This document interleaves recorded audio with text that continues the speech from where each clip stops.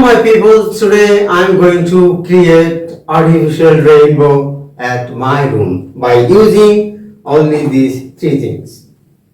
To create an artificial rainbow, I have this torchlight here, and I have this mirror, and I have a saucepan with half full distilled water already I kept. So now we will see the process how to create a artificial rainbow at your room. So we have to put this mirror into this water, not fully, half mirror only. And now we have to toss in this area only. And then get a white paper. I have only this one, so I will use this to get the beautiful view on all.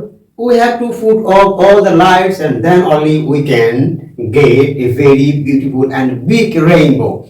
So to the process I am going to show you, just pause here this area and keep this paper here, and I am getting a small rainbow here. But now I will put up all the light, and then I will check to get a very big beautiful rainbow. So come on.